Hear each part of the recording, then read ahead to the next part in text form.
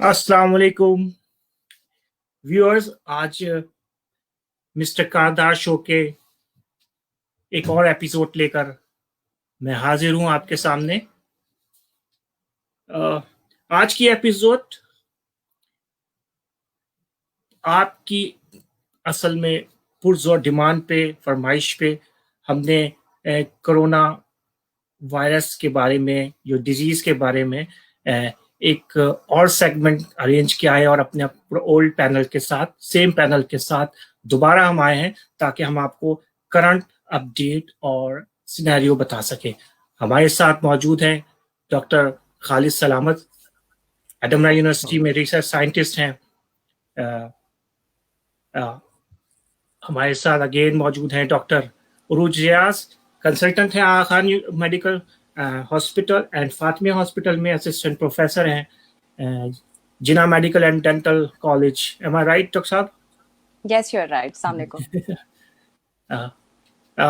Professor Abdul सुभान साहब, Karachi university microbiology department में एसोसिएट प्रोफेसर हैं और पाकिस्तान के चंद गिने चुने वायरोलॉजिस्ट में इनका नाम है। अस्सलाम वालेकुम गेस्ट, कैसे हैं आप लोग? वालेकुम अस्सलाम, अल्हम्दुलिल्लाह।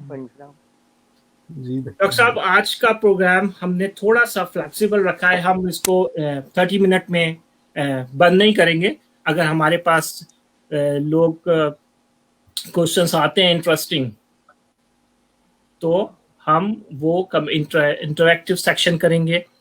और मैं अपने नाज़रीन से कहता हूं कि आप क्वेश्चन कर सकते हैं। हम आपको आपके क्वेश्चन को प्रोग्राम में शामिल करेंगे और कोशिश करेंगे ज़्यादा से ज़्यादा हम ऑनलाइन क्वेश्चंस लें और उनका जवाब दें। तो आगाज करते हैं। डॉक्टर साहब, आपसे करते हैं आज। आप डॉक्टर उरूज रियाज के करंट, अब क्योंकि 4 वीक्स बाद हम दोबारा यहाँ पे मिल रहे हैं और देख रहे, तो हम ये जानना चाहते हैं कि करंट सिनेरियो, करंट स्टेटस क्या है। कहा जा रहा है कि कोरोना नंबर्स जो हैं, जो वो डिक्लाइन हो रहा है, बैटरी में कुछ बेहतरी आ रही है, या फिर ये सब कुछ गोलमाल है? नहीं, इतना गोलमाल तो खैर नहीं है, लेकिन लास्ट टाइम 4 वीक्स बैक जब हमने स्टार्ट किया था तो we were at 172,000 cases I guess. आज के केसेस अगर हम उसकी बात करें तो इट्स लाइक 2,48,872 केसेस। और but the good part is कि हमारे पास रिकवरी रेट ज़्यादा है। 1,56,700 cases have been recovered, more than half of them. और क्रिटिकल अगेन लास्ट टाइम 3,500 थे, इस दफ़ा क्रिटिकल 2,111 है। और डेथ्स अब तक की जो रिपोर्टेड हैं वो 5,197 डेथ्स हैं अभी तक। आज का पॉजिटिव, लास्ट टाइम हमने जब बात की थी तो पॉजिटिविटी रेशियो हमारे पास था 4,900 समथिंग करके, और आज का पॉजिटिविटी रेशियो है 2,521। थोड़ा डिक्लाइन आया, थोड़ा इस उसके अंदर डिक्लाइन आया। अच्छा, ये जो ओवरऑल परसेंटेजेस है ना, ये हम बात कर रहे हैं ओवरऑल पाकिस्तान की, लेकिन if we just talk about Karachi तो हम मेरे ख्याल में सिंध में ओवरऑल थोड़ा बहुत डिक्लाइन है, बट कराची तकरीबन वैसे ही है, उसके अंदर इतना ज़्यादा कोई डिक्लाइन आया नहीं है। तो लेट्स सी कि हाँ, क्योंकि हॉस्पिटल पे प्रेशर्स अभी हमारे पास हैं, वी आर गेटिंग पेशेंट्स, हमारे पास पेशेंट्स रिपोर्ट बहुत हो रहे हैं। पहले आउट इन दी ओपन इतने ऐसे करके नहीं थे, अब बहुत ज्यादा पेशेंट्स आ रहे हैं। पेशेंट्स आ रहे हैं, मतलब पेशेंट्स आ रहे हैं, यस। टेस्ट पॉजिटिव इंक्रीज हो रहा है, मतलब अच्छा, पॉजिटिविटी जो वो रेट बताते हैं ना, उसके अंदर 23% था जब हमने लास्ट टाइम बात की। आज का जो रेट है वो 15.9% है, लेकिन ये हम ओवरऑल पाकिस्तान का रेट बता रहे हैं। कराची के लिहाज से, बिकॉज शायद यहाँ पे ओवरऑल सिंध से भी पोर इन करता है ना, तो उसके लिहाज से मेरे ख्याल में हमारे पास केसेस थोड़े ज्यादा हैं। केसेस ज्यादा है, मतलब सूरत हाल अभी अंडर कंट्रोल नहीं है? कंट्रोल नहीं है, नहीं, not at the moment, we are not in the position to say that कि अभी हम कंट्रोल मोड में हैं। और ये 4 वीक्स के बाद की आप स्टेटस बता रहे हैं, मतलब आप समझते हैं कि ये एक still alarming? It is an alarming situation. Yeah. Because last time जब हम बात कर रहे थे तो हम ये सोच रहे थे कि ये वायरस ट्रेंड कैसे करेगा in the like you know coming weeks के अंदर, तो उसमें पॉजिटिविटी थोड़ी सी कम हुई है, लेकिन the cases are there। और उससे ज्यादा जो अवाम का रिएक्शन है वो मुझे लगता है थोड़ा बहुत हम लोग इनसेंसिटिव हो गए, लाइक हमारी केयर उतनी ज्यादा रही नहीं। और with approaching Bakrid, so it's an alarming situation right now. मैं बिल्कुल यही बात आगे ले जाता हूँ डॉक्टर साहब, प्रोफेसर साहब की तरफ। सर, आपने सुना डॉक्टर रूच कह रही है कि अलार्मिंग सिचुएशन है और आगे सर पे बकरा ईद है, और बकरा ईद में जो हमारी नॉर्मल कंडीशन ये क्या होती है, जानवरों की खरीदारी और ये सारी चीजें। तो आप ये बताएं कि ये, क्योंकि यूके में भी 3 केसेस स्प्रेड हो चुके हैं पोल्ट्री फार्म में, फ्रॉम मींस ये वेल्स में स्प्रेड आउट हुए हैं पोल्ट्री फार्म के बिजनेस में। तो हमारे यहाँ जो स्लॉटरिंग लेवल से लेकर मार्केटिंग तक या परचेजिंग तक जो सिलसिला है, उसमें क्या खतरात हैं, हमें क्या करना चाहिए, लोगों को क्या करना चाहिए?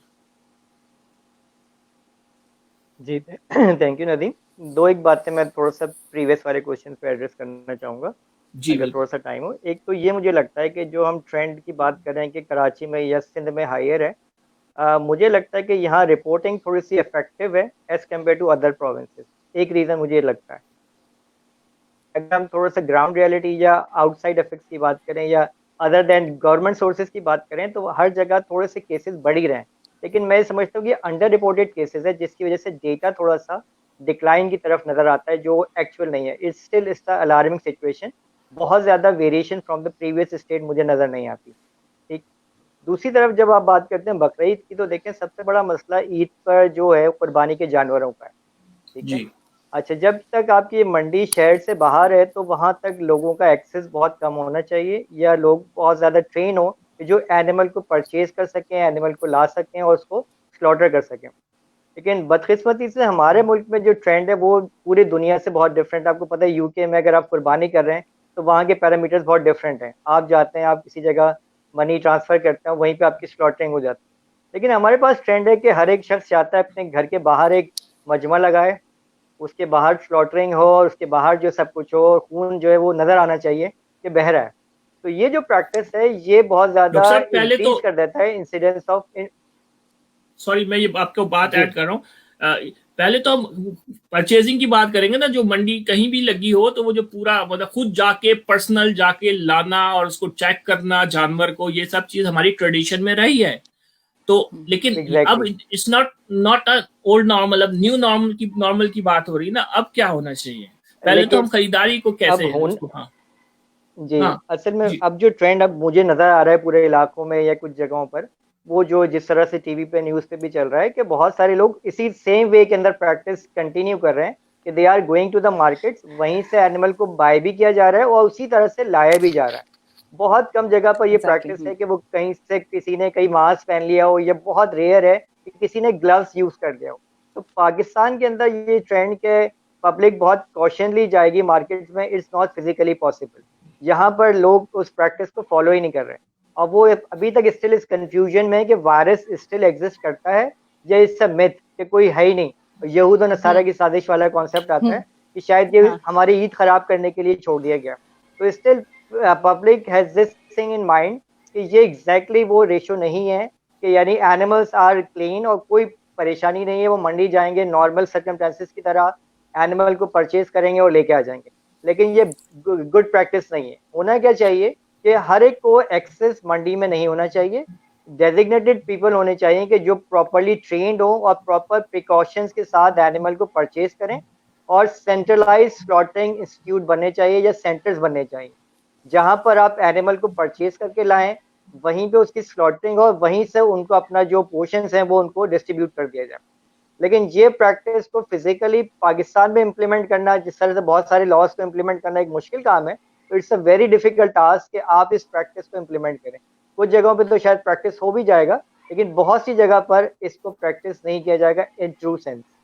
डॉक्टर साहब, ये जो चैरिटी ऑर्गेनाइजेशन है, एडी है, छिपा है, ये लोग ग्रुप कुर्बानी करते हैं। हमने इनके यहाँ भी प्रैक्टिस रही है कि आप पेमेंट कर दें और बाद में जाके अपना गोश्त ले आए। तो ये सिस्टम तो हमारे ऑलरेडी पैरेलल चल रहा है, इसी को क्यों नहीं नाफिज कर दिया जाए? अब मुझे तो लगता है हम लोग इनसेंसिटिव तो हो गए, लेकिन मेरा ख्याल है गवर्नमेंट भी डोंट केयर अप्रोच में है। गवर्नमेंट जो है मसला एक है जी, आप बिल्कुल सही कह रहे हैं कि जहाँ गवर्नमेंट ने ये रिस्पॉन्सिबिलिटी शेयर नहीं की, उसने पब्लिक पे छोड़ दिया, व्हाट दे डिसाइड। उसमें से बहुत सारे लोग हैं जो इसको ऑप्ट कर रहे हैं कि वो इस तरह के जो इदारे हैं, चाहे वो आलमगीर हो, सैलानी हो, या बहुत सारे इदारे हैं जो ये काम कर रहे हैं, उनके साथ वो ये कंट्रीब्यूशन देकर ये काम कर रहे हैं। लेकिन स्टिल बहुत सारे लोग हैं जो फिजिकल इसमें ज्यादा बिलीव करते हैं कि उसकी अहमियत बढ़ जाएगी कि वो जानवर खुद लेके आए, खुद चेक करें, खुद स्लॉटर करें, अपने हाथ से सब कुछ करें। तो ऐसा ट्रेंड अभी तक 80% लोगों में अभी तक मौजूद है।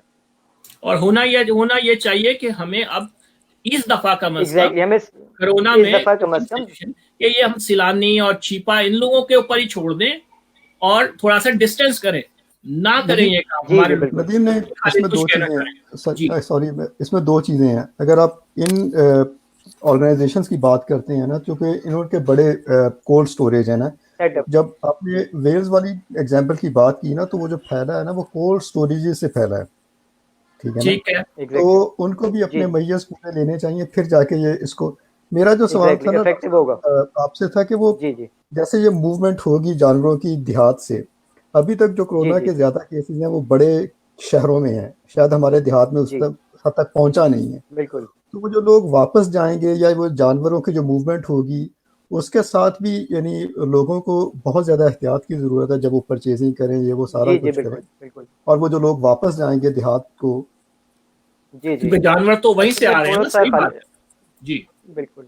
असल में थोड़ा सा बैकग्राउंड ये देखना पड़ता है ना कि जो एनिमल्स को लेके आ रहे हैं मंडी में, वो बहुत ही इलिटरेट लोग हैं, जिसका बहुत कम बिलीव इस बात पे कि कोई डिजीज, वायरस भी कोई चीज होता है या ट्रांसमिट भी होता है। तो उसको वो नॉर्मल पैरामीटर्स के तौर पे ही इसको ट्रीट कर रहे हैं, और इसी तरह से वो वायरस को कैरी भी करेंगे। यू आर एब्सोल्युटली राइट कि यही होगा कि जब वो शहर में आएंगे, लोगों से इंट्रैक्शन होगा, तो ये अपने साथ डिजीज को वापस गाँव में या अपने देहात में लेके जाएंगे। अब प्लस इसके साथ आपको पता है हर साल एक और वायरस होता है, कॉन्गो वायरस।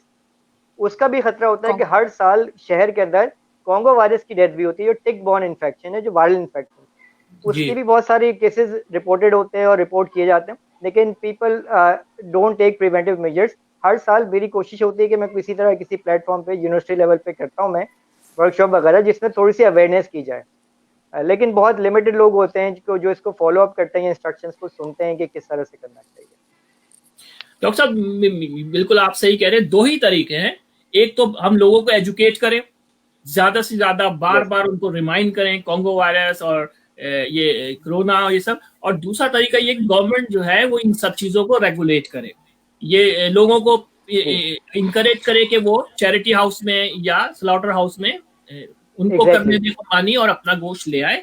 और जो स्लॉटर हाउस है, जैसे खालिद ने कहा कि कोल्ड स्टोरेज वगैरह है, उसको फिर रेगुलेट करें कि वो किस तरह से इसको मैनेज करें कि ये सब चीजें ना फैले। तो ये तो गवर्नमेंट लेवल जी मेरा ख्याल जो सब बातों की एक बात है, मास्क जरूर पहने जब भी आप पब्लिक प्लेसेस पे जाएं, रश वाली जगहों पे। इसी हवाले से डॉक्टर साहब आपसे सवाल ये था कि जो लॉकडाउन, जाहिर बात है पाकिस्तान जैसी, यानी यहाँ पे भी अब यही हो रहा है कि वो इफेक्ट यानी कि इतना ज़्यादा आप नहीं कर सकते ज़्यादा अरसे के लिए, क्योंकि कोई भी इकोनॉमी जो है वो लोगों को घर बिठा के नहीं खिला सकती, और पाकिस्तान जैसी इकोनॉमी के लिए तो बहुत ही मुश्किल है। तो फिर कैसे यानी कि लोगों को कायल किया जाए कि भाई नए इस कंडीशन में रहना है, मास्क पहनो, कैसे यानी कि उनको कायल किया जाए? उसके लिए पहले तो मेरे ख्याल में इस चीज पे हम एक कंसेंसस ले लें कि लॉकडाउन हुआ हमारे यहाँ या नहीं हुआ। मतलब वो जो सर की लास्ट टाइम वाली बात थी कि स्मार्ट लॉकडाउन और शॉर्ट लॉकडाउन और कौन सा लॉकडाउन और कौन, आई डोंट थिंक कि ये जो हो रहा है इसके अंदर lockdown, like I go from Tariq road, right, Tariq road के इस तरफ लॉकडाउन है, इस तरफ लॉकडाउन नहीं है, मतलब वायरस इस तरफ आएगा, इस तरफ वायरस नहीं आएगा। तो what kind of a lockdown is that? तो हमारे पास जो ये वाली चीज थी ना, ये आपने जैसे अभी पिछला जो आपका वो था कि we just have 18 days left for Bakrid right now. अगर गवर्नमेंट को कुछ स्ट्रिक्टनेस करनी थी या कुछ भी ऐसा करना था, तो वो मेरे ख्याल में इस पूरे महीने से पहले हो जाना चाहिए था, जब लोग बाकी जानवर ले जाने के लिए उसके लिए मतलब जाना शुरू हुए थे। अब तो मेरे ख्याल में विंडो शॉपिंग तो जानवरों की हो ही गई है तकरीबन। तो अब तो वो दोबारा क्योंकि हमारे यहाँ तो जानवर खरीदना ईद से पहले की ईद है ना, तो वो उसमें तो वो तो मेरे ख्याल में आधे लोग तो एक्सपोज हो ही गए उससे। हमारे यहाँ जिस किस्म का लॉकडाउन है ना, हमारे यहाँ लॉकडाउन करने की, आई एम सॉरी टू से दिस, बट लॉकडाउन की भी तमीज नहीं है। अगर लॉकडाउन में अगर तारिक रोड का एक पोर्शन खुला हुआ है, everybody over there is not going to wear a mask. तो फिर फायदा क्या हुआ इसका? मतलब आपने उस लॉकडाउन की वजह से क्या किया? रोड ब्लॉक्स लगाए। हमें क्या करना था? हमें लोगों को डिस्पर्स करना था, हमने लोगों को और क्लोज कर दिया। ये जो 6 फीट का डिफरेंस और ये सब चीजें थी, we were not able to manage that. तो फिर इसका कोई फायदा नहीं था। मतलब मेरे ख्याल में तो ये ना हो तो ज्यादा बेहतर है कि लोग एटलीस्ट 24 आवर टाइप की चीज होती है ना, 24 आवर ये वाली शॉप खुली हुई है, आपकी कन्वीनियंस है, आप जब जाके कोई भी चीज ले लो, that would have been helpful. ये 4 घंटे के लिए खोल के लोग जो है वो जिसमें डिस्टेंस नहीं कर पा रहे, एक दूसरे को धक्के लग रहे हैं, इसमें से आधों ने मास्क पहने हुए, आधों के नाक पे मास्क है, आधों के मुंह पे है, आधों के कहीं और है, तो वो this was not effective eight all. तो हमारे यहाँ ना मतलब ये वाली चीजें जो थी, इसको लॉकडाउन ना कहें हम तो ज्यादा बेहतर है। मेरे हिसाब से पाकिस्तान में लॉकडाउन नहीं लगा। एक्चुअली डॉक्टर साहब, एक्चुअली इंटीग्रेटेड अप्रोच की जरूरत थी। हम जो है ना पॉकेट्स में काम कर रहे होते हैं हर चीज में। लॉकडाउन भी जरूरी था, लोगों को एजुकेट करना। मैं तो समझता हूँ कि हमें मीडिया को यूज करना चाहिए था 24 घंटे लोगों को एजुकेट करने के लिए कि कहाँ जाना है, कब जाना है, क्यों जाना है और कैसे जाना है। Yes, हमारे पास पिछले 2 महीने के अंदर सिवाय एक गवर्नमेंट की तरफ से मैसेज के कि इस दफा थोड़ी सी कुर्बानी हल्की कर लें, इसके अलावा कोई मैसेज नहीं आया है पास। हाँ, वो जो फोन पे आवाज आती थी वो खातून से मर्द की हो गई है, और बस इसके अलावा और कोई ऐसी कोई चीज नहीं हुई है जिसके अंदर हम ये कहें कि हाँ ठीक है फाइन, गवर्नमेंट की तरफ से कोई अवेयरनेस की एफर्ट थी। There was no effort at all. तो हमारे यहाँ जितने भी जो लोग ज्यादा एफर्ट कर रहे हैं ना, खुद करके दिखा रहे हैं, या फिर डॉक्टर्स हैं जो कि एजुकेट करना चाह रहे हैं, तो उनको लोग कहते हैं ये तो बिल्कुल पागल हो गया है, मतलब ये तो पता नहीं इतना मास्क पहन के 2 ग्लव्स पहन के पता नहीं कहाँ जाएगा, इतनी गर्मी में मर जाएगा।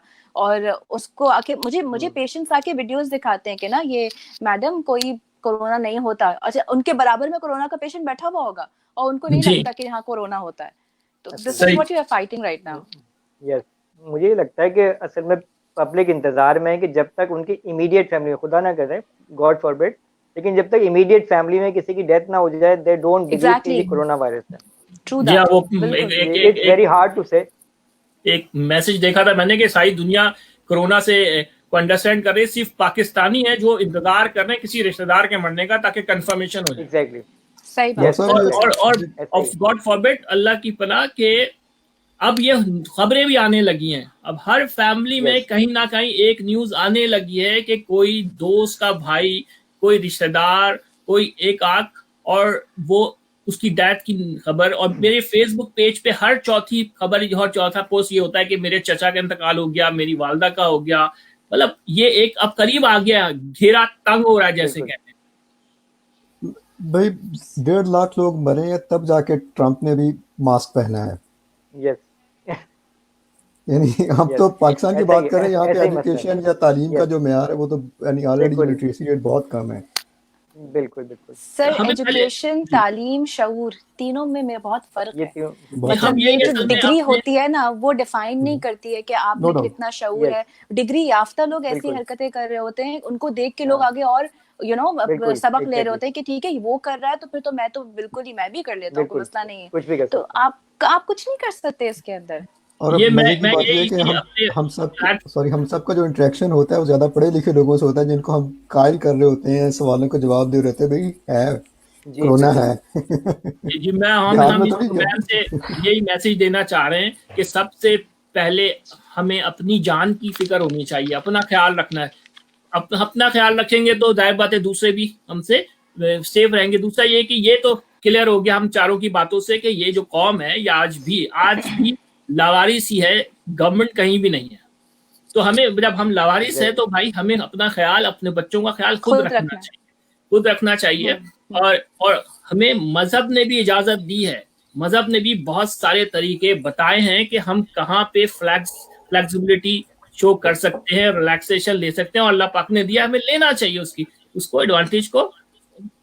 डॉक्टर साहब, खालिद साहब, आप कुछ सवाल? नेक्स्ट क्वेश्चन मेरा ख्याल है कि मेरा सवाल डॉक्टर साहब से, अब्दुल सुभान साहब से, कि क्योंकि आप यूनिवर्सिटी में पढ़ा रहे हैं, आप यानी कह रहे हैं जब से ये लॉकडाउन शुरू हुआ है, यूनिवर्सिटीज़ जो ऑनलाइन एजुकेशन का सिस्टम है कि कितना बेहतर हुआ है या कितना इफ़ेक्टिव है, और क्या ये वो स्टैंडर्ड मीट कर पाएगा जो फिजिकल एजुकेशन के साथ था, यानी कह ले जो मामला था? जी देखिए सर, मैं जो यूनिवर्सिटी अब ओपन हुई है ये तो जिसको आप ऑनलाइन टीचिंग की बात करें, पहले तो इनिशियल फेज था जिसमें कंप्लीट लॉकडाउन था। उसके बाद जब से ये ऑनलाइन एजुकेशन स्टार्ट हुई है, ग्रेजुअली ये चीज़ें इंप्रूव हो रही हैं और डे बाय डे इसमें इम्प्रूवमेंट आ रही है। इसमें एचईसी की सपोर्ट भी है, इसमें कराची यूनिवर्सिटी भी स्टेप्स ले रही है और इसी तरह प्राइवेट यूनिवर्सिटीज भी स्टेप्स ले रही हैं। तो ग्रेजुअली चीज़ें बेहतर हो रही हैं। ऑनलाइन एजुकेशन स्टार्ट हो गई है जिसमें बहुत सारी यूनिवर्सिटीज़ ने क्लासेस कंडक्ट करना शुरू कर दी हैं। थोड़े से ड्रॉबैक्स हैं, ऑफ कोर्स ये बिल्कुल ऑल्टरनेटिव हो नहीं सकता जिसको आप फिजिकल एजुकेशन की बात करते हैं, क्लासरूम एजुकेशन की बात करते हैं, डेफिनेटली, उसको तो वो रिप्लेस नहीं कर सकता। देहात के जो Exactly. बच्चे हैं या फाटा बिल्कुल। के एरिया जहाँ पे नेट की सहूलियात नहीं है, तो वो तो जी जी बिल्कुल।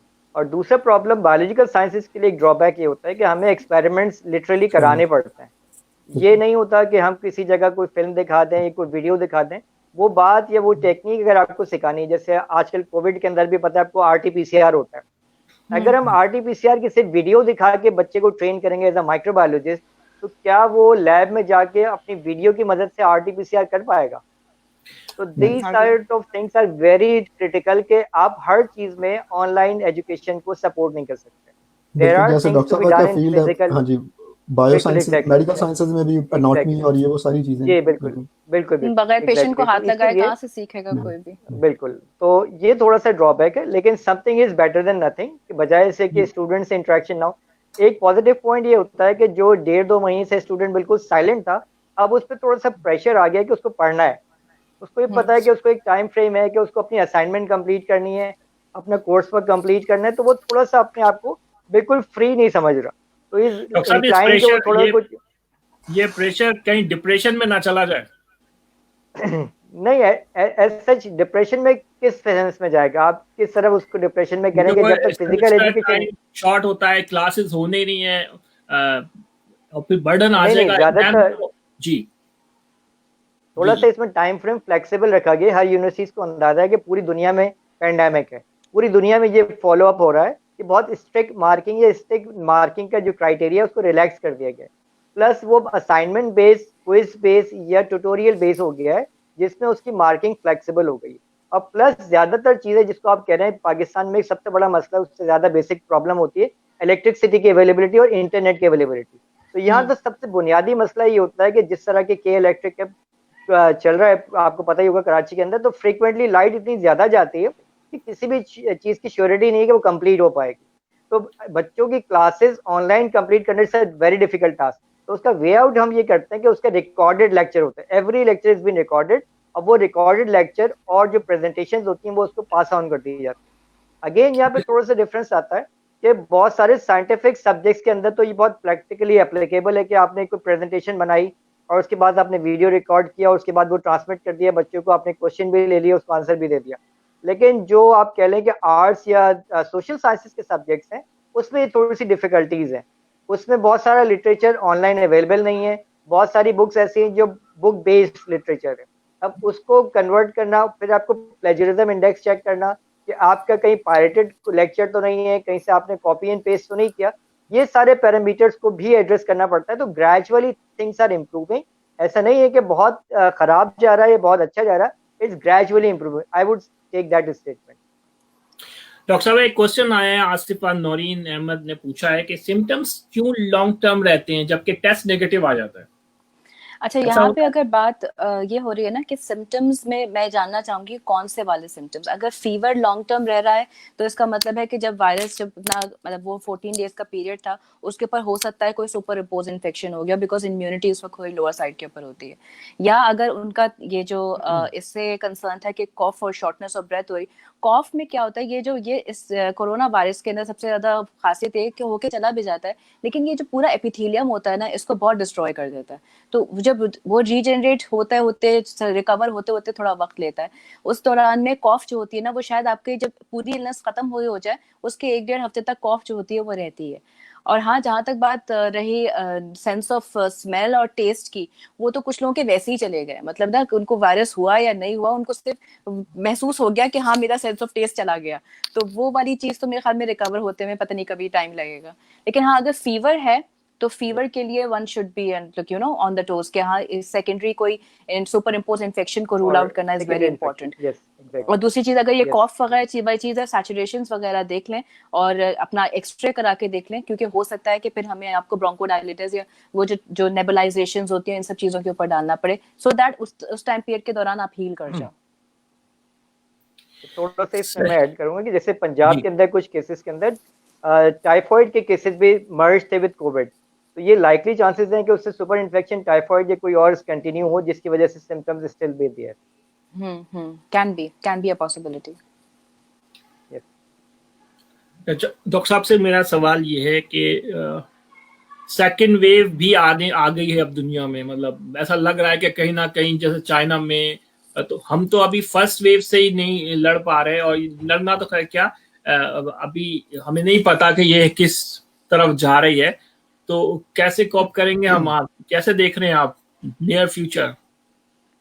मतलब हम तो कुछ कर ही नहीं रहे ना, मतलब असल में अब ग्रेजुअली थोड़ा चलें इस बात को, तो थोड़ा सा कि हमें हर्ड इम्यूनिटी फैक्टर है जो शायद कुछ हद तक डेवलप हो रहा है। अब ये स्टिल बहुत अर्ली होगा कहना कि सेकेंड वेव से ये हर्ड इम्यूनिटी आपको प्रिवेंटिव होती है या नहीं होती। प्लस इसमें जब सेकेंड वेव आती है तो उसमें एक और चांस डेवलप हो जाता है, म्यूटेशन इन वायरस। अगर वायरस में म्यूटेशन इंट्रोड्यूस हो जाती है विद स्पैन ऑफ 6 मंथ, जो बहुत बड़ा टाइम है, तो इट इज़ लाइकली कि जो आपकी हर्ड इम्यूनिटी है वो काम ना कर पाए। तो इसका अल्टीमेट सोल्यूशन तो ये होगा कि अगर आपके पास कोई वैलिड वैक्सीन आ जाती है बाय दैट टाइम, तो that will be the most effective way of controlling the second wave of infection. Otherwise तो प्रिवेंटिव मेजर्स हैं जो आपको पता है कि ग्रेजुअली जो मास्क या 6 फीट डिस्टेंस या इसकी बात करें, इसी प्रोटोकॉल को आपको फॉलो करना पड़ेगा थोड़ा सा स्ट्रिक्ट वे के अंदर, तभी कुछ पॉसिबिलिटीज हैं कि ये हो सके। अदरवाइज तो फिर सेकेंड वेव को तो टैकल करना it will be a very difficult task. मेरा आप दोनों से सवाल मेरा कोई ऐसे नज़र से गुजरा नहीं, क्योंकि आजकल काफ़ी ना ये सीरोलॉजिकल टेस्ट किए जा रहे हैं ताकि देखा जा सके कि जो यानी कह लें कितने लोग, जैसे आप बात कर रहे हैं ना, जो रिकवर किए हैं, ये वो एंटीबॉडीज क्या उनमें कितनी यानी कह लें, तो इस तरह का कोई स्टडी या कोई डाटा कोई है पाकिस्तान में? कोई लोग जा रहे हैं एंटीबॉडीज टेस्ट के लिए भी और इस तरह की चीज़ों के लिए भी? Sir would like to answer, should I answer sir? या जी, अच्छा प्लीज आप थोड़ी सी बात नहीं इसमें सर, ये कि देखिए इसमें reliability of the test is very important, कि किस कंपनी का टेस्ट है, उसकी सेंसिटिविटी कितनी है। जो एंटीबॉडीज टेस्ट होते हैं ना, ये आपको टाइटर इन माइक्रोग्राम्स या नैनोग्राम्स मेजर करना होता है। अगर ये इस लेवल पे इसके कट ऑफ वैल्यूज हैं तो वो तो आपको पॉजिटिविटी दिखा देगा, लेकिन अगर उसका जो मार्कर्स है वो माइक्रोग्राम या मिलीग्राम कॉन्सेंट्रेशन में शो कर रहा है, तो वो हो सकता है कि पेशेंट पॉजिटिव हो but the test will indicate is negative. तो sensitivity of the test is very important. अभी लेटेस्ट मेरी नज़र से 2 एक लिटरेचर गुजरे हैं जिसमें उन्होंने क्लेम किया है कि they can measure up to nanogram concentration, which is good, लेकिन उसकी अभी कितनी कॉस्ट होती है, कितने लोग उसके लिए इंक्लाइन होते हैं कि वो टेस्ट करवा लें, इट्स अ बिग क्वेश्चन। तो अगर वो लोग करवा लें तो शायद डॉक्टर साहब कोई इस तरह का कोई किया जा रहा है आपकी नज़र में? क्योंकि हमारे रौसलन में वो कर रहे हैं कि वो वेस्ट वाटर से मेजर किया जा सके कि किसी इलाके में कितना यानी वायरल लोड है, ताकि फिर उस हिसाब से वहाँ पे जो लोकल यानी कह लें मेजर्स लिए जा सकें। कोई इस तरह का पाकिस्तान में भी कोई प्लान, कोई स्टडी? खालिद भाई की बड़ी हाई एक्सपेक्टेशंस हैं एक्चुअली। मुझे भी लग रहा है मैं शायद आइडिया दे रहा हूँ डॉक्टर साहब को शायद। हाँ, it's a good idea by the way. नहीं बिल्कुल, या डॉक्टर साहब, लेकिन मसला ये कि यहाँ पे थोड़ा सा मसला ये है कि देखें यहाँ पर कैरियर स्टेज के अंदर लोग बहुत ज्यादा हैं, तो वायरल लोड को पहली बात की डिटेक्शन और उसकी sensitivity detection is a very big question. यह हो सकता है कि ऑलरेडी एक और परसेप्शन ये भी है कि पाकिस्तान में शायद चाइना में तो दिसंबर में वायरस इंडिकेट हुआ है, हो सकता है we had a virus before that time, कि आपकी पॉपुलेशन में पहले से वायरस हो, क्योंकि जो कंडीशंस हमारे पास हैं दिस इज नॉट पॉसिबल कि आप उतने अरसे तक आपके पास वायरस ना आए और फिर दोबारा वायरस जो आपको मार्च में आपको एग्जिबिट हो। तो वायरस कुड बी देयर, लेकिन उसकी डिटेक्शन प्रिंसिपल जो वो एक बहुत बड़ा टारगेट। और जो सीवेज की आप बात कर रहे हैं, सीवेज से देखिए निकालना एक बहुत बड़ा टास्क है, आपको बहुत ज्यादा फंडिंग की जरूरत है कि वो उस प्रोजेक्ट को आप अप्लाई करें और फिर उसके इम्प्लीमेंट के बाद उसके रिजल्ट को कंपाइल करें। और नंबर ऑफ सैंपल्स कितने आप लेंगे, आपकी कट ऑफ वैल्यूज क्या होगी, इसमें सिम्टोमेटिक को आप क्या रखेंगे, एसिम्टोमेटिक को क्या रखेंगे, तो दीज आर बिग क्वेश्चंस कि इसमें कैसे आप इसको एड्रेस करें। तो स्टिल आई डोंट थिंक कि Pakistan will opt for this question कि वो सीवेज सैम्पलिंग के बेसिस पर कोई अपनी पॉलिसीज को डिजाइन करे। वो अगर वैसे हम लोग पेशेंट के नंबर्स के ऊपर कर ले तो हाँ। वो ज्यादा एप्लीकेबल होगा। जितने नंबर्स जिस पोलियो के एरिया लिए में वैसे ज्यादा आ करते रहे हैं हैं। उस पे वो पोलियो सॉरी के लिए डॉक्टर करते हैं, साहब, लेकिन इसमें ऐसे नहीं हो सकता। मेरे ख्याल में जो सर की बात है उसको मैं वैलिडेट दोबारा ही करूंगी कि जहाँ पे भी केसेस नंबर ऑफ केसेस ज्यादा आ रहे हैं ना, जैसे इन्होंने जो स्मार्ट लॉकडाउन है तो वो भी ऐसे ही किया है ना कि वो इस वाले एरिया के अंदर ज्यादा केसेस हैं तो उन्होंने उस वाले एरिया को किया है। तो मेरे ख्याल में नंबर ऑफ केसेस के बेसिस के ऊपर हम एरियाज को आइडेंटिफाई कर सकते हैं। तो डॉक्टर साहब इसी से रिलेटेड के जो लोग यानी जो होम मेड ट्रीटमेंट्स वगैरह की करते हैं, क्योंकि अभी हमारे कराची में यहाँ पे अडमरा में दोस्त, उनके भाई कराची में उनका इंतकाल हुआ, तो वो पहले 4-5 दिन इसी तरह करते रहे यानी होम मेड ट्रीटमेंट्स, और उसके बाद फिर जब सीवियर मसला हुआ तो एक दिन तो उनको बेड ही नहीं मिला। आफ्टर 3 वीक यानी कह ले वो आईसीयू में रहने के बाद उनका 5 दिन पहले इंतकाल हुआ। तो ये जो यानी कह लो जो हैं यानी कि टोटके, ये कितने इफेक्टिव हैं और कितना इंतजार करना चाहिए या कब तक इंतजार करना चाहिए कि फिर बंदा जाए हॉस्पिटल? देखिए क्लिनिकली ना हमारे पास बहुत, डॉक्टर साहब एक मैं ऐड कर लूं कि लोग इसलिए भी कर रहे हैं कि उनको ट्रस्ट नहीं मिल रहा, वो उनको क्योंकि इतनी अफवाहें और इतनी फेक न्यूज चला दी गई हैं, वो डॉक्टर्स के और हॉस्पिटल के बारे में अब वो उस तरह का कॉन्फिडेंस नहीं है लोगों में अनफॉर्चुनेटली, जब तक वो आंखों से नहीं देख लेते, जैसे आप कह रही थी कि जी। द पॉइंट इज देखें हमारे पास जो केस डेफिनेशंस है ना वो बहुत डिफाइंड है। हमारे पास एसिम्प्टोमेटिक की भी एक डेफिनेशन है कि जिनको जाहिर सी बात है कोई सिम्टम्स नहीं है लेकिन इन कांटेक्ट रहे हैं किसी के साथ, माइल्ड सिम्टम्स के साथ है, 2 दिन का फीवर आया फिर उसके बाद कुछ नहीं हुआ, मॉडरेट सिम्टम्स के साथ है, उसके अंदर हमारे पास रेडियोग्राफिक एविडेंस भी है, बायोकेमिकल एविडेंस भी है कि कौन कौन से टेस्ट करवाने हैं, क्या करवाना है क्या नहीं करवाना है, और सिवियर पेशेंट्स भी है हमारे पास जो कि शॉर्ट ऑफ ब्रेथ हो रहे हैं, पल्स ऑक्सीमीटर ये वगैरह। हमारे पास प्रॉब्लम क्या है ना, हमारे पास प्लानिंग का फुकदान है थोड़ा सा। हमें हॉस्पिटल जाने को प्लान करना है प्री हैंड। लाइक अगर फर्स्ट करें लाइक मैं 3 सेट्स की बात करती हूँ। This is a boy who is like 18 year old, उसको कोई सिम्टम्स आ रहे हैं, कुछ ऐसा है जो कि बहुत माइल्ड है, तो ठीक है फाइन, हम उसको जो है वो आप होम मैनेजमेंट के ऊपर ट्रीट कर सकते हैं, ठीक है फाइन, उसको पॉइंटर्स बता दें कि दिस ऐसे ऐसे टाइम के ऊपर you have to visit the hospital.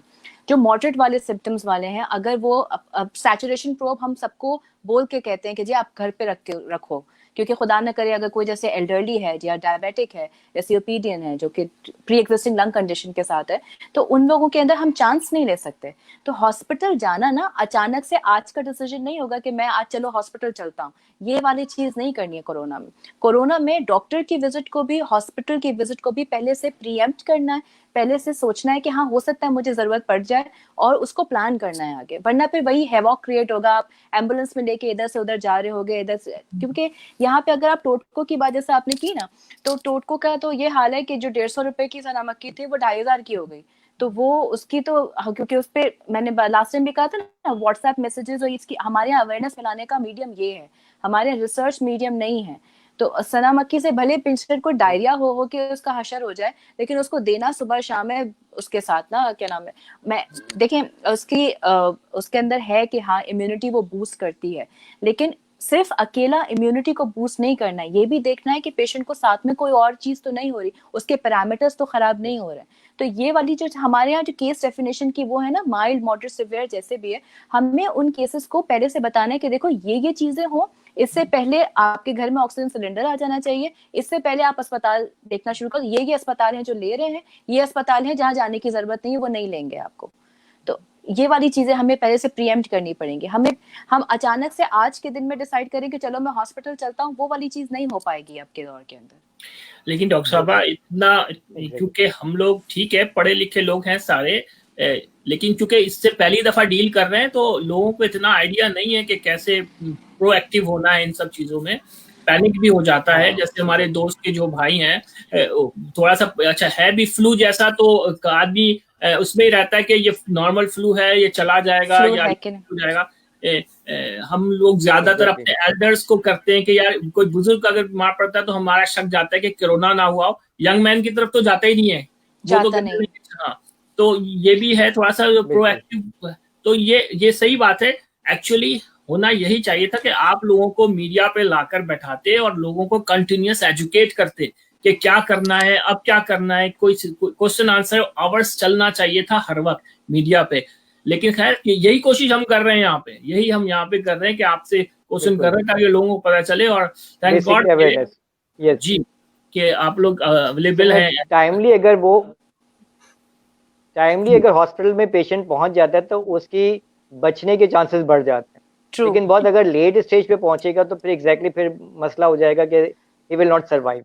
और वेंटिलेटर्स के और भी एक्चुअली नंबर पैरामीटर्स आपको बढ़ाना, देखने पड़ते हैं, age factors exactly. True, ventilators के नंबर बढ़ाना जो है ना वो इस वक्त फायदेमंद नहीं है। हमें प्रिवेंट करना है लोगों को कि वो वेंटिलेटर वाली नौबत ही ना आए। तो हमें पहले से जो है ना वो अगर कोई डायबिटिक है उसके लिए मेरे वो प्रिकॉशंस नहीं होंगे जो कि मेरे 18 साल के एक नो कोमॉर्बिड के साथ होंगे, या कोई अगर ओबीज, कोई अगर प्री एग्जिस्टिंग लंग कंडीशन के साथ है, मैं उसको पहले से ही करके गाइड करके रखूंगी कि आपको ऐसे ऐसे कंडीशन के अंदर आपको फौरन से चले जाना है। तो उनके लिए आप रिस्क नहीं ले सकते, उनके लिए आप मास्क को जरा सा यूं करके नहीं कर सकते। कुछ लोगों में है ना, अच्छा जैसे आप थोड़ा बहुत भी चांस लेने वाली बात है, तो कुछ लोग हैं जिनके अंदर आप चांस बिल्कुल नहीं ले सकते, और वही लोग हैं जो कि मोर्टालिटी बढ़ा, अल्लाह का शुक्र है हमारे पास 2% की मोर्टालिटी, लेकिन 2% itself is a very big number. अगर हम 2%, 22 करोड़ का 2%, exactly that's a significant number, big figure. बिल्कुल। तो इसी के ऊपर नदीम के एक दोस्त हैं ग्लासगो में, उन्होंने सवाल पूछा कि जो पाकिस्तान के अंदर और आई थिंक इंडिया के अंदर भी ऐसे है, जो नंबर ऑफ डेथ्स पर मिलियन है यूएस के मुकाबले में, दूसरे कंट्री के मुकाबले में काफ़ी लो है। क्या वो रियल फिगर्स हैं या उस पर ट्रस्ट किया जा सकता है? बीबीसी उर्दू की भी आज एक किसी तरह की रिपोर्ट थी कि वो पाकिस्तान का जो डाटा है उस पर ट्रस्ट किया जा सकता है, ये वो उस तरह की चीज़। जिसमें ये भी ऐड कर लें, क्योंकि आपने लास्ट टाइम कहा था कि हमारी जो वेदर कंडीशन है, वो हॉट टेम्परेचर कंडीशन है, वो सपोर्ट कर रहा है हमें, लेकिन अभी डब्ल्यूएचओ ने फिर कहा है कि ये जो एरियल है हवा के जरिए भी स्प्रेड हो रहा है, कुछ ऐसा उनका रिसर्च आर्टिकल मेरी नजर से गुजरा था, तो उसके बारे में बताएं। जी, जो रिसर्च आर्टिकल की आप बात कर रहे हैं वो अगेन वो स्टडीज यूरोप या कोल्ड कंट्रीज एनवायरनमेंट की है, जो जहां वायरस की सर्वाइवल है। तो एटलीस्ट हमारे पास वो पैरामीटर्स तो एप्लीकेबल नहीं है कि वो एनवायरनमेंट में सर्वाइव करता है। हाँ, ये ज़रूर है कि एरियल ट्रांसमिशन होती है। अच्छा, जहाँ तक पहले खालिद साहब की बात है, वो आई एंडोज इट कि यहाँ पर एग्जैक्ट फिगर वो नहीं हो रही शो कि जो होनी चाहिए। बहुत से लोग ऐसे भी हैं, जैसे आस पड़ोस में नजर आता है कि बहुत सारी डेथ होती हैं with in the house and they are not supposed to be reported as a COVID patient, तो वो उसको रिपोर्ट ही नहीं करते एज अ कोविड। इवन कुछ ऐसे इंसिडेंट्स मेरी नज़र से गुजरे हैं, या किसी दोस्त वगैरह ने बताया कि किसी की डेथ हो गई and they were at the जिसको कहते हैं कि आप एडी सेंटर पे जहाँ गुस्ल वगैरह दिया जाता है, and he was there about 1.5 hour. उस दौरान वो कहते हैं कि तकरीबन वहाँ पर 12 से 15 डेड बॉडीज आई। 70% वर देयर कि वो कहते हैं हाँ मामूली सा बुखार हुआ, 2-3 दिन रहा, कोरोना वगैरह नहीं था, बुखार में मर गया ये। तो दैट वाज अवर अंडरस्टैंडिंग कि हम उसको रियलाइज ही नहीं करते कि ये कोरोना से मरा। हम ये कहते हैं कि मामूली बुखार था, 2-3 दिन बुखार रहा और उसके बाद ये मर गया, कोरोना नहीं हुआ था इसको। वो स्टेटमेंट क्या देते हैं कि कोरोना नहीं हुआ था, मामूली बुखार था, 2-3 दिन तेज बुखार हुआ, ये मर गया। और वो घर से डेड बॉडी लेके डायरेक्टली वहां पहुंच रहे होते हैं। तो इस तरह के बहुत सारे इंसिडेंट्स हैं जिसमें एग्जैक्टली डेथ जो है वो रिपोर्ट नहीं हो पाती। डॉक्टर साहब, ये तो सिर्फ वहाँ पे नहीं है बल्कि यहाँ पे भी ऐसे ही है। यूके के अंदर भी 44,000 समथिंग डेथ्स हैं, लेकिन जब उसको कंपेयर करते हैं कि अप्रैल 18, अप्रैल 17 में और अब अप्रैल 20 में कितनी डेथ्स हैं, तो जो अगर वो ज़्यादा हैं तो वो भी उसी खाते में आप कह सकते हो, डाल सकते हो कि वो समहाउ कोरोना की वजह से होंगी, अगर नंबर ऑफ डेथ्स इंक्रीज हुई हैं एवरेज से। यस, बिल्कुल। डॉक्टर अरुण, ये सवाल एक आया है, मदिया जुनैदी ने पूछा है कि लोगों को क्यों ऐसा लगता है कि हॉस्पिटल जाएंगे तो ये दावत है मौत की, या कह लेंगे इस पर बीबीसी उर्दू का भी एक बड़ा खौफनाक आर्टिकल था, आपने पढ़ा होगा शायद वो, जो द पॉइंट इज के हॉस्पिटल वो उनकी वो जो इनवाइटिंग योर डेथ है वो बात सही है। पॉइंट ये है कि ना आप अस्पताल जा किस टाइम पे रहे हैं। आप उस वक्त जा रहे हैं जब सारी चीजें एग्जॉस्ट हो चुकी हैं, अब आपसे कुछ समझ नहीं आ रहा, कुछ आपने सब कुछ करके देख लिया घर पे, अब आपको ये भी अब आप कन्विंस हो रहे हैं अंदर से कि हाँ ठीक है शायद कोरोना था, मुझे लेके जाना चाहिए था, लेकिन अभी भी आप बाहर से उसको पोर्ट्रे नहीं कर रहे हैं। आप वहां जाके कहते यही है कि कुछ भी नहीं हुआ, अभी तक ठीक था, अचानक सांस खराब हो गया, एक्सरे पे हमारे पास पूरे फ्लोरिड शैडोज आ रहे हैं। तो ये चीजें ना डिपेंड ये करता है कि केस हमारे पास पहुंचा कब, तो वो उसके बाद हमारे पास जो जिस किस्म के रिसोर्सेज हैं हम उसका बहुत लिमिटेड सा इस्तेमाल कर सकते हैं। हर किसी को भी वेंटिलेटर पे डाल देना हल नहीं है। वेंटिलेटर पे रिस्पॉन्ड करना, लंग कितना डैमेज हो चुका है कि अब वो वेंटिलेटर को रिस्पॉन्ड करेगा भी कि नहीं करेगा, उसके बाकी के ऑर्गन्स तो इन्वॉल्व नहीं हो गए, खुदा ना करे कोई और कॉम्प्लिकेशन तो नहीं हो गई है, क्योंकि कोरोना के अंदर you can not just foresee things. आप ये नहीं कह सकते कि आज ये होगा, कल ये होगा, परसों ये हो जाएगा। Things are going to be so rapid कि आपके वहमो गुमान में नहीं होगा कि अभी तक तो बिल्कुल ठीक था, अभी अचानक से पता नहीं क्या होना शुरू हो गया। जी हाँ। सो ये depend according to the patient also vary. Exactly अगर कोई कोमॉर्बिड्स के साथ है, कुछ इस तरह से है, अब वो बिल्कुल ठीक था, कुछ नहीं हुआ था, अचानक से जो है वो दिल का दौरा, अब हम डायबिटिक्स में ये एक्सपेक्ट करते हैं ना कि दिल का दौरा हो सकता है। कोविड में इसके चांसेस और ज्यादा बढ़ जाते हैं, कोविड में स्ट्रोक के चांसेस और ज्यादा बढ़ जाते हैं, निमोनिया के। अब एल्डरली में जो 60 साल के ऊपर लोग हैं, उनके अंदर निमोनिया की वैसे भी मोर्टालिटी बहुत ज्यादा है। अब अगर कोविड रिलेटेड निमोनिया है तो फिर तो इट्स अ गॉन केस। अब आप उस हालत के अंदर लेके बिल्कुल एंड में के पहले हम इसलिए निकाल रहे थे कि कोरोना है बाहर तो हम डॉक्टर के पास लेके जाएंगे तो कोरोना लग जाएगा। आपने पूरा 14-15 दिन घर पे रख के बाबा जब बिल्कुल ही सांस निकल गई तो फिर उसके बाद आप लेके आ रहे हैं कि जी ये अब ये बताएं क्या करें। अब आप उसके अंदर कितनी भी अच्छे से अच्छी दवाइयां, एक तो दवाइयों की अवेलेबिलिटी महंगी है, अवेलेबल नहीं है, कैसे क्या मिलेगा। अब उसके अंदर आप अचानक से वो पहला डोज आप लगा भी दें तो patient is not going to respond to that. तो वो यही होता है कि एक महंगा सा इंजेक्शन लगाया और डॉक्टर ने मरीज मार दिया, तो ये वाला मसला है। जी मतलब जी सॉरी मैं ये कहना चाहता हूँ यूके के अंदर जो स्टडी आई थी ये डेक्सामेथासोन के हवाले से जी इनके लोग, तो ये भी अब मिल रही है कि नहीं, ये भी खत्म हो गई है? नहीं बीच में थोड़ा सा टाइम के लिए गायब हुई थी, हर किस्म का स्टेरॉइड गायब हुआ था, लेकिन अल्हम्दुलिल्लाह थोड़ा सा वापस हो गया, चीजें बेहतर हो गई हैं। उसका वो वाला हाल नहीं हुआ है जो कि हाइड्रोक्सीक्लोरोक्विन और बाकी चीजों का हुआ था कि बिल्कुल ही मार्केट से जिनको बाकी जरूरत थी जो कि दूसरे लोगों के पेशेंट थे उनको भी नहीं मिल रहा है। लेकिन हाँ हमारे जीपीज यूज इस्तेमाल करते रहे हैं स्टेरॉइड, बड़े छोटी छोटी कॉम्प्लिकेशंस में स्टेरॉइड्स के रिजल्ट्स बहुत रिमार्केबल हैं। वही बात दोबारा से आ जाती है, given at the right time. हाँ, जिस वक्त आपने वो टाइम डिसाइड करना है कि इस पेशेंट को जरूरत है, इस पेशेंट को जरूरत नहीं है। आप हर किसी को अंधाधुंध स्टेरॉइड लिख के देना शुरू करेंगे तो वो उसको स्टेरॉइड रिलेटेड जो है वो सेकेंडरी इन्फेक्शन हो जाएगा फिर उसके बाद, तो वो आपको पेशेंट आइडेंटिफाई करना है। अच्छा डॉक्टर साहब, हम अपने प्रोग्राम को रैप अप करते हैं। एक दफा फिर हम अपने व्यूअर्स के अवेयरनेस के लिए, उनको एजुकेट करने के लिए हम चाहते हैं, हमारे एक दोस्त तला हैं, उन्होंने भी कहा, रिक्वेस्ट की कि प्लीज सेफ्टी मेजर्स को दोबारा रिवाइज कर लें, कि लोगों को बताएं कि क्या बहुत जरूरी चीजें एहतियातें, और अगर कोरोना जैसी, क्योंकि हमें पता नहीं है कि कोरोना हुआ है या फ्लू हुआ है, तो हमें पहले दिन से ही डॉक्टर को ऑनलाइन लेना है, लूप में लेना है, तो वो किस तरह से लेकर चले अपने पेशेंट को। तलहा का तो तलहा कराची से, दोस्त यहाँ पे लंदन में होते हैं, वो तो कह रहे थे कि बकरे को मास्क पहनाना है या खुद पहनना है, ये बता दें बस। मेरे ख्याल इस कंडीशन में दोनों को कर लेना चाहिए, दोनों को मास्क पहनना चाहिए सर, बायलैटरल कॉम्बो है तो बहुत सही या it's cost actually, it's cost, तो दोनों को कर लेना चाहिए। जहाँ तक प्रिवेंटिव मेजर्स की बात है, प्रिवेंटिव मेजर्स के लिए तो जैसे बहुत अरसे से यही कहा जा रहा है कि इफेक्टिव मास्क पहनना चाहिए, जो बहुत ही प्राइम इंपॉर्टेंस है कि आपकी मास्क के बगैर आप अगर कहीं निकलते हैं तो it means you are inviting the virus towards yourself, कि वायरस आपको जानबूझ के लग जाएगा। तो सबसे पहले तो मास्क को बहुत इम्प्लीमेंट करने की ज़रूरत है कि गवर्नमेंट लेवल पे भी इसको मैंडेटरी कर देना चाहिए कि हर एक जो बाहर निकल रहा है उसके पास मास्क होना चाहिए। इनिशियली गवर्नमेंट ने किया था कि जो बाइक्स पे जा रहे हैं या गाड़ी पे जा रहे हैं कि वो मास्क यूज़ करें, लेकिन ग्रेजुअली वो सबसाइड हो गया।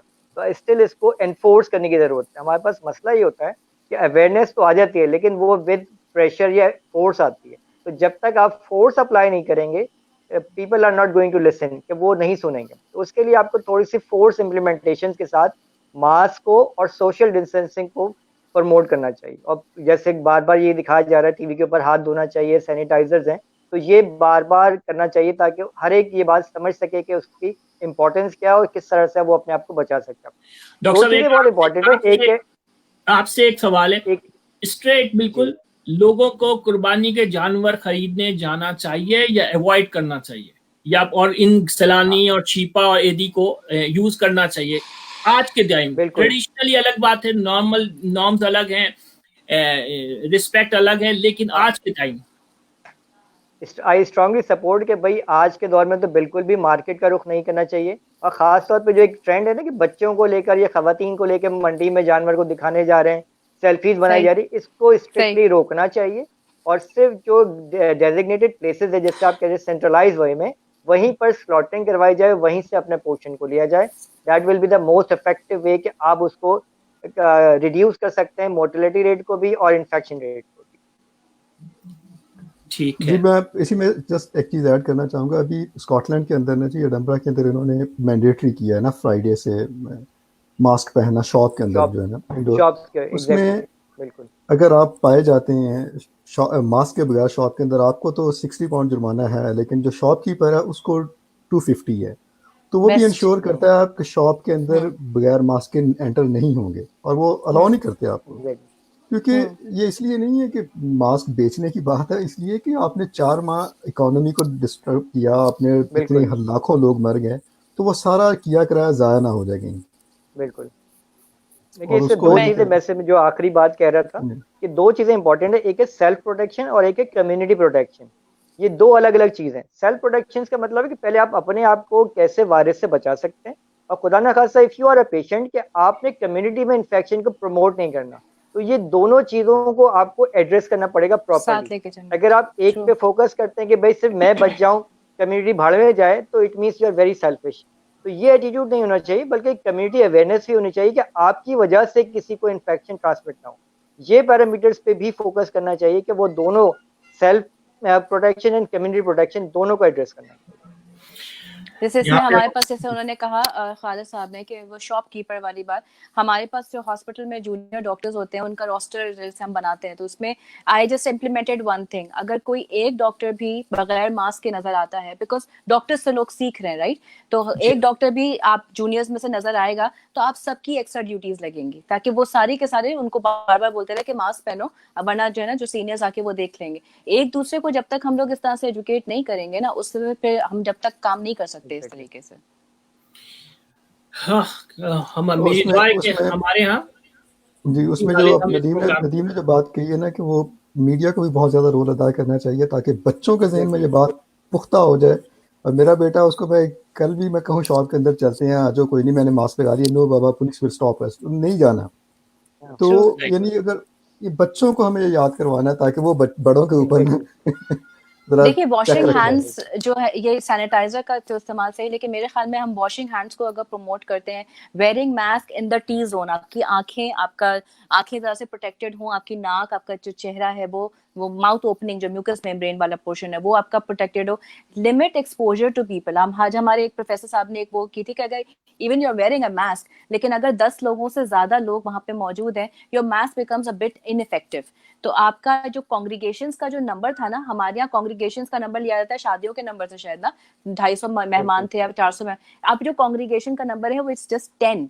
अगर 10 लोगों से ज्यादा लोग हैं तो फिर इसके मतलब है कि फिर आपकी जो जितनी भी आपने कितनी भी प्रिकॉशंस की हुई हैं वो आपके लिए वो आगे इनइफेक्टिव है। इसके अलावा जो हमें काम करना है वो हमें काम करना है अपनी इम्यूनिटी के ऊपर, अपना हम क्या इस वक्त खा रहे हैं, हम पहले जो खा चुके हैं उसको छोड़ दीजिए, हम इस वक्त क्या खा रहे हैं, हम इस वक्त कितना सो रहे हैं, हम कितना मेडिटेट कर रहे हैं, हमें कितनी रिस्पॉन्सिबिलिटी हमारी अपनी जात की तरफ है और कितनी रिस्पॉन्सिबिलिटी हमारी अपनी एज अ सोसाइटी है।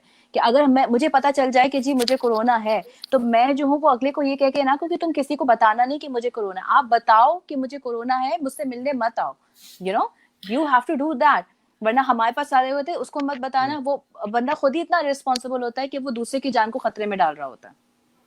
डॉक्टर साहब, आपकी जो ये मैसेज है, जो आखिरी मैसेज, जिसको मैं इस पे रैप अप करता हूँ कि ये जो हमें लोगों को बताना है ताकि लोग इस चीज को अंडरस्टैंड कर लें। जैसे खालिद भाई ने कहा कि 3 साल का बच्चा जो है वो इस बात को समझ गया है कि daddy we will not go to the shop without mask because police fine कर देगी हमें। मतलब पुलिस की बात भी है, उस 3 साल बच्चे को ये बात समझ में आ गई है, उसके जहन में बैठ गई है, क्योंकि उसको रिपीटेडली स्कूल में, घर में, बाहर, टीवी पे स्पेशली बताया जा रहा है। इवन हमारे यहाँ तो सिस्टम ये है कि हमारा जो प्राइम मिनिस्टर है या स्टेट मिनिस्टर है वो आके special every Thursday press conference करते हैं और अपने साइंटिस्ट के साथ करते हैं, पॉलिटिशियन के साथ नहीं करते। ये बिल्कुल यही मैं पॉइंट कहने लगा था। नहीं जी, ये बिल्कुल सही वैलिड पॉइंट है कि जो लोग जिनको गाइड करना चाहिए, जिनको टीच करना चाहिए, वो यानी जिनका जो फील्ड है, जो माइक्रोबायोलॉजिस्ट हैं, जो मेडिकल प्रोफेशन से रिलेटेड लोग हैं, वो बेहतर पिक्चर भी दे सकते हैं बजाय इसके कि ये जो मीडिया के लोग भी बिठा के पॉलिटिशियंस को वो तो आप बैशिंग करें। बकौल किसी के जो मीडिया वाले लोग हैं वो हर सब्जेक्ट पे बात कर सकते हैं, चाहे आप इकोनॉमी की बात करें, चाहे वो आप लॉ की बात करें, वो इसी तरह डॉक्टर्स की जगह वो रिप्लेस कर लेते हैं। जी अब ये कल्चर खत्म होना चाहिए हमारे यहाँ कि हमें अपने ही फील्ड के बारे में बात करनी चाहिए, और हम जो क्वेश्चन कर रहे हैं, जो लोग चाहे वो मीडिया में बैठे एंकर्स, उनको उन लोगों से वही सवाल करना चाहिए या जवाब लेना चाहिए जिससे उनका कंसर्न है। मतलब पूरी दुनिया ये भी सिटीजन की रिस्पॉन्सिबिलिटी में आती नहीं कि ये मेरा काम है और ये मेरा काम नहीं है, इस बात में बोलना है और इस बात में नहीं बोलना है।